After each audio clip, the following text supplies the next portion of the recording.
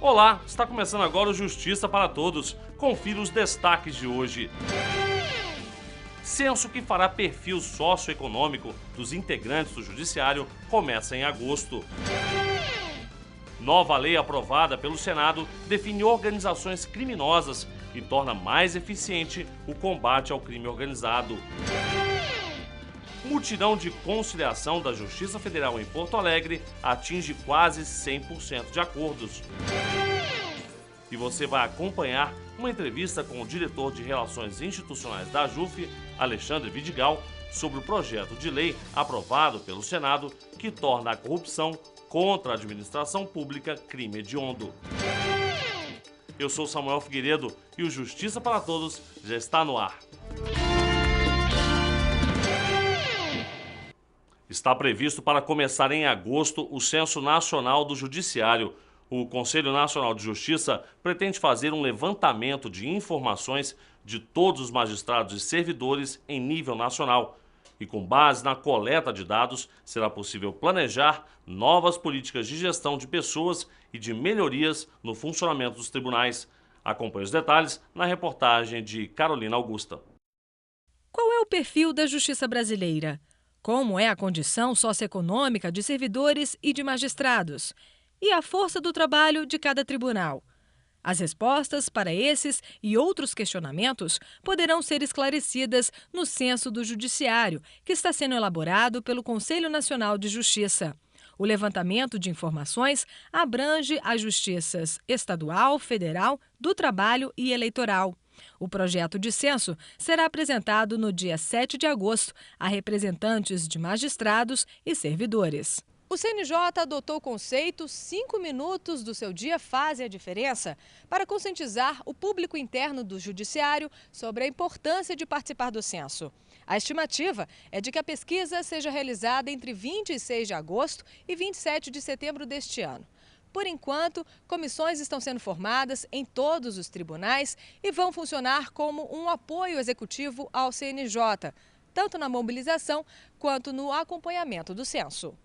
Para a elaboração do questionamento, o CNJ vai apresentar o projeto aos integrantes da Associação dos Magistrados Brasileiros, AMB, da Associação dos Juízes Federais do Brasil, AJUF, da Associação Nacional dos Magistrados da Justiça do Trabalho, ANAMATRA, da Federação Nacional dos Trabalhadores do Judiciário Federal e Ministério Público da União, FENAJUF, e da Federação Nacional dos Servidores do Judiciário nos Estados, FENAJUDE. Com a coleta de dados, será possível identificar as necessidades e deficiências de cada tribunal e planejar novas políticas de recursos humanos do Poder Judiciário. O censo será feito por meio da internet e deverá ser respondido por todos os servidores e magistrados. Os dados fornecidos serão mantidos em sigilo e os resultados serão divulgados de forma genérica, sem identificação dos participantes. A Escola Nacional de Formação e Aperfeiçoamento de Magistrados, a ENFAM, capacitou 972 juízes federais e estaduais no primeiro semestre de 2013. A estimativa é de que esse número seja 6 vezes maior no segundo semestre. 10 novos cursos estão sendo desenvolvidos, quase todos na modalidade à distância. Apesar de sua função típica ser a qualificação da magistratura, a ENFAM abriu suas portas para integrantes de outras carreiras do direito. Uma delas foi quando promoveu a capacitação de professores indicados pelas universidades que passarão a oferecer no último semestre do curso de Direito a matéria Magistratura, Vocações e Desafios, destinada aos alunos que querem seguir a carreira de magistrado.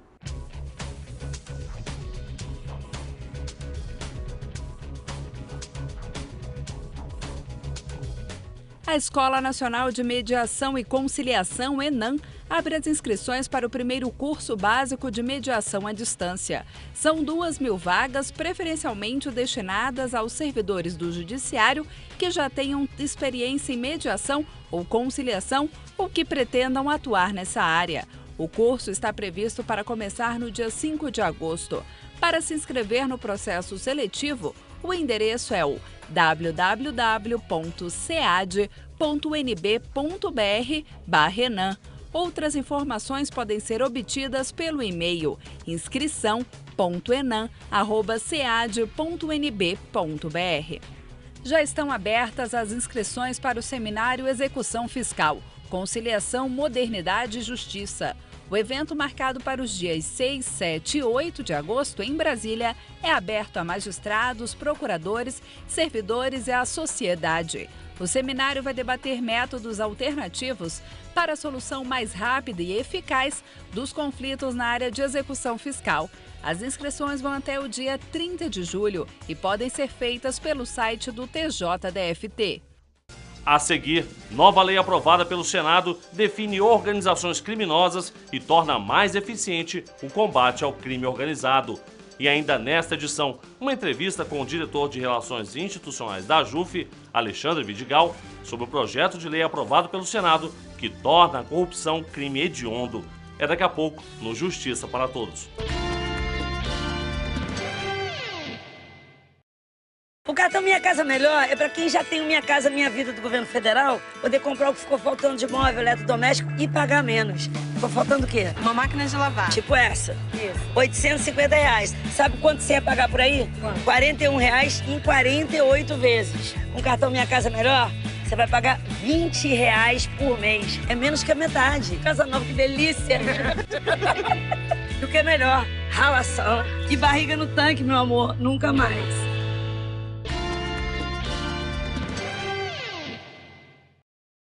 Uma nova lei aprovada no Senado Federal torna mais eficiente o combate ao crime organizado, ao estabelecer prisão mais rígida de 3 a 8 anos, além de multa para quem participa, promove ou financia organização criminosa. Uma estrutura complexa, clandestina, com especialização e divisão de tarefas. Assim têm funcionado as organizações criminosas no Brasil, como nos moldes de uma empresa, cada vez mais sofisticada ao longo dos anos. Embora a polícia desvende centenas de casos por ano, o julgamento de uma quadrilha nos tribunais esbarra numa legislação defasada da década de 40 e insuficiente. Os juízes encontravam dificuldades e dúvidas para aplicar penas e autorizar o andamento de investigações. Mas esta realidade está prestes a mudar. Uma nova lei aprovada no Congresso Nacional no início de julho altera o Código Penal e tipifica o que é uma organização criminosa. Além disso, torna a pena mais rigorosa para quem participa, promove ou financia o grupo. O projeto traz para o ordenamento brasileiro o crime de organização criminosa. Então ele inova ao prever no nosso ordenamento esse tipo de crime, cumprindo um compromisso que o Brasil assumiu ao assinar a Convenção de Palermo, que é uma convenção que busca aumentar o rigor dos estados no combate ao crime organizado. Atualmente, na legislação brasileira, o crime de organização criminosa é enquadrado no tipo de quadrilha ou bando, que é um tipo penal da década de 40, que não previa toda a complexidade atualmente assumida pelas organizações criminosas, que prevê uma pena de 1 a 3 anos, para pessoas que se juntam para a prática de crimes. A organização criminosa hoje é totalmente diferente desse conceito de quadrilha ou bando. Hoje a organização criminosa ela tem uma estrutura verdadeiramente empresarial, uma logística empresarial para a prática dos crimes. Então você tem, por exemplo, o tráfico de drogas, você tem desde o responsável por trazer a droga do exterior, o responsável pela sua distribuição e o responsável pelo varejo. Ao mesmo tempo você tem toda uma estrutura paralela de contabilidade, de compra de armas, enfim, de lavagem de dinheiro. Então o crime hoje assumiu uma complexidade muito grande que ultrapassa em muito o conceito de quadrilha ou bando previsto no Código Penal da década de 40. De acordo com o texto, a organização criminosa agora é definida como associação entre 4 ou mais pessoas para a prática de infrações penais, como, por exemplo, tráfico de drogas e de pessoas, roubo de armas, homicídios e lavagem de dinheiro. Também estabelece pena de reclusão de 3 a 8 anos e multa para os integrantes da organização. O secretário de Assuntos Legislativos do Ministério da Justiça foi um dos responsáveis pela modernização da lei. É importante destacar que o projeto prevê que essa pena de 3 a 8 anos aplicada a quem participar de organização criminosa poderá ser aumentada em diversas situações, como, por exemplo, se a prática de crime envolveu o uso de arma, então você tem um aumento dessa pena. Se envolver o uso de crianças, então aquelas organizações que utilizam crianças para a prática de crimes, você tem um aumento da pena. Ou ainda se tiver a participação de funcionário público, tema que é extremamente importante para o aumento do rigor no combate à corrupção, no combate aos malfeitos contra a administração pública. O projeto vai além. Permite o uso legal de recursos tecnológicos nas investigações, como captação de sinais sonoros, ambientais e eletromagnéticos, interceptações telefônicas, quebra de sigilos bancário e fiscal, infiltração de policiais e cooperação entre os órgãos de investigação, federais, estaduais, municipais e distritais. O projeto aumenta muito a eficiência da atividade investigativa e, sem dúvida alguma, aumentará a qualidade do processo que chega nas mãos dos juízes. Inclusive, é importante destacar que a JUF foi uma das entidades que contribuiu bastante nos debates para o aprimoramento do projeto no âmbito da Câmara e também no âmbito da própria ENCLA, né, Estratégia Nacional de Combate à Corrupção e à Lavagem de Dinheiro. Então, esse projeto busca o aprimoramento do ordenamento para o combate a essas organizações, aumentando a qualidade da investigação, a qualidade do processo, facilitando o trabalho do juiz ao decidir sobre a eventual condenação ou não de envolvidos nesse tipo de crime. As novas regras aprovadas no Senado Federal no início de julho, com a contribuição da AJUF, passam a valer 45 dias após a sanção presidencial. E os mutirões de conciliação previdenciária em Porto Alegre têm alcançado números bastante satisfatórios. Na última rodada de negociação, que aconteceu entre os dias 16 e 19 de julho, os acordos chegaram a 96% e os valores a quase 3 milhões de reais. Nos 3 dias de mutirão, a Justiça Federal em Porto Alegre realizou 479 audiências de conciliação previdenciária. Geralmente, são pedidos de auxílio-doença, auxílio-acidente e aposentadoria por invalidez. Desse total, 461 processos tiveram acordo nas rodadas de negociação, o que representa 96,24%, índice considerado excelente. Os valores dos benefícios concedidos ultrapassam mais de R$ 2.886.000. O número de audiências designadas e não realizadas é relativamente baixo em comparação ao total, apenas 30, sendo que 24 foram retiradas da pauta e 6 por não comparecimento.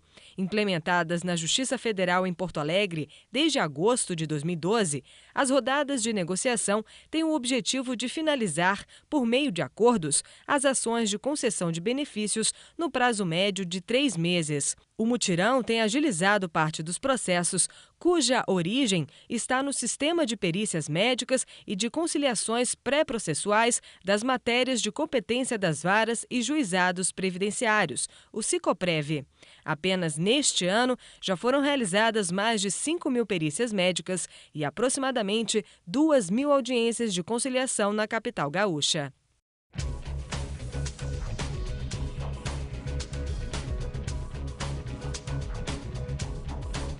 O Conselho Nacional de Justiça vai realizar nos dias 12 e 13 de agosto, em Brasília, a primeira competição nacional de mediação do Poder Judiciário.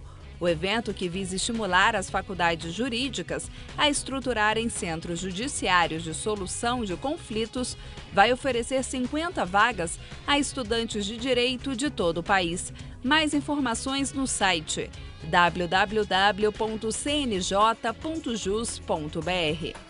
Estão abertas inscrições para a segunda edição do Encontro Nacional do Encarceramento Feminino. O evento visa discutir questões relacionadas às mulheres privadas de liberdade e egressas.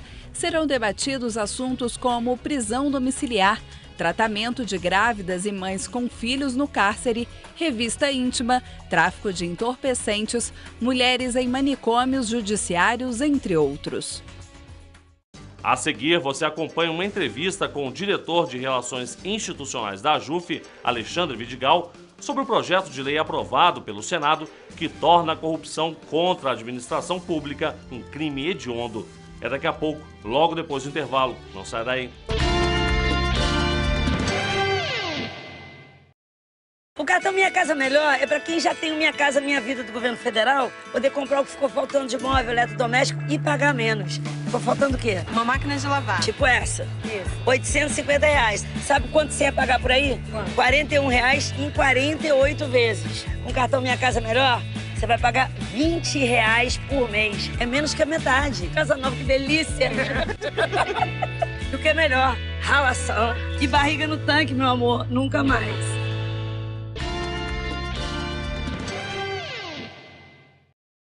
Já está definido onde será realizado o 7º encontro do Poder Judiciário. Pela primeira vez, uma cidade do Norte vai ser sede do evento. Entre os dias 18 e 19 de novembro, 91 tribunais brasileiros, sob a coordenação do Conselho Nacional de Justiça, vão se reunir em Belém, no Pará, para estabelecer as ações prioritárias da Justiça para 2014 e o planejamento estratégico nacional para o período 2015-2019.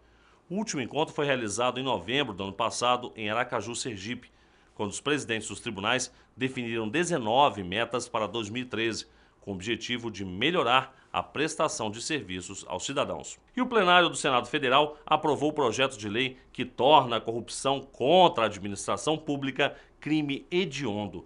A matéria ainda precisa ser apreciada pela Câmara dos Deputados.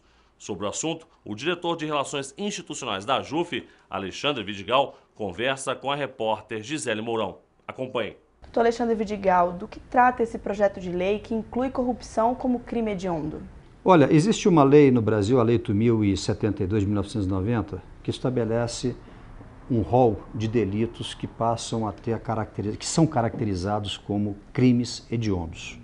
E por se encontrarem nessa caracterização, eles têm algumas restrições, né? Alguns critérios mais severos no que se refere à aplicação da pena. Então, esse projeto, ao trazer a corrupção ativa e passiva, a concussão, como integrantes dessa Lei 8.072, passa, por sua vez, a considerá-los também, esses delitos, como crimes hediondos. O que mudaria na prática com a aprovação desse projeto? Olha, o que acontece é que a sociedade ela tem um grande anseio da resposta estatal, do Estado, no que se refere à atuação criminosa. Crimes, por exemplo, dessa natureza, como de corrupção, que você acaba se utilizando de recursos do Estado, do Tesouro, para benefício próprio, isso tem uma grande repulsa, uma grande reprovação social. Em consequência, o que a sociedade espera é que, diante de um fato criminoso como este, haja uma consequência de natureza criminal ágil, célere, ou seja, para frustrar, para evitar aquele sentimento de impunidade que a sociedade tanto tem. Bom seria que o só fato de um determinado crime passar a ter essa roupagem, essa caracterização de hediondo, mudasse esse sentimento de frustração que a sociedade tem. Mas, a rigor, isso não será alcançado com a vontade social desejada. E não será por quê? Porque uma das situações, um dos critérios, uma das restrições que um criminoso da prática de um crime hediondo tem é o fato dele não ter a possibilidade de ser afiançado. Só que entendimento do Supremo, de um tempo para cá, entende que essa questão da inafiançabilidade, ela não pode ser tida como uma regra absoluta. Não é pelo fato de um crime ser hediondo que o agente do crime, que o criminoso, por sua vez, automaticamente não estará sujeito à fiança. Não é bem assim. A jurisprudência suprema firmou-se no sentido de que até nesses casos é possível o juiz, sim, conceder fiança. Então, a mesma lei que trata do crime hediondo, que é a Lei 8.072 de 90, e que agora o crime de corrupção por essas iniciativas recentes do Senado, quer incluir nesse rol também o crime de corrupção, Uma das suas repercussões é autorizar que o cumprimento inicial da pena desse apenas no regime fechado. Se fosse um outro crime não hediondo, e dependendo da apenação dada, o condenado começaria a cumprir a pena num regime aberto, num regime semiaberto. Aí pode se questionar, puxa, já é alguma coisa. Sem dúvida é alguma coisa. Só que o momento, o tempo que se tem para se alcançar essa repercussão de cumprimento da pena é um tempo por demais extenso, absolutamente fora dos anseios da sociedade. O senhor acredita que o anseio da população é pela agilidade na condenação do acusado? O que a sociedade não se conforma é com o sentimento de impunidade. Há que se perguntar, e a caracterização de determinado crime como hediondo ataca, enfrenta essa questão da impunidade? Me parece que pode-se ter algum avanço nesse enfrentamento, mas não necessariamente haverá a perda desse sentimento, porque é um processo criminal, qualquer que seja, e mais uma vez em razão da jurisprudência firmada pelo Supremo Tribunal Federal, principalmente no julgado de um habeas corpus em 2009, foi no sentido de que só há cumprimento da pena após solução definitiva da ação penal, que se dá, de regra, por uma decisão do Supremo Tribunal. Então, nós estamos falando aí numa extensão temporal que certamente frustrará os anseios da sociedade no que se refere a essa resposta imediata, que é o que se quer. O senhor acredita que pode haver uma diminuição na corrupção do país com a aprovação desse projeto? Camilo, o detalhe é que a corrupção no país, ela não se resolve com o enfrentamento desse fato tão odioso apenas no âmbito criminal. Leis para enfrentar a corrupção, eu acredito até que o país está bem, e mais, incluindo como esse fato como um crime hediondo, vai resolver o problema? Não vai. É um passo a ser dado numa situação tão complexa e que exige diversas e outras situações complexas. Pelo fato de não resolver, deixa-se de fazer? Não, deixa esse passo, porque é menos um passo a ser dado. Agora, o problema da corrupção é muito mais uma questão cultural, não é um privilégio do Brasil, não é um privilégio desse tempo atual, é um delito que é da história da humanidade em qualquer momento, em qualquer lugar. Então, o que se tem que trabalhar juntamente com todas essas reações do Estado no ambiente criminal é atuar também naturalmente com reações da sociedade no ambiente cultural. Então, é uma questão de cultura, é uma questão de educação, né? Aí voltado a padrões éticos, né? A valores morais, e aí sim, certamente, pode-se avançar no que se refere ao não cometimento de um delito tão sério como esse.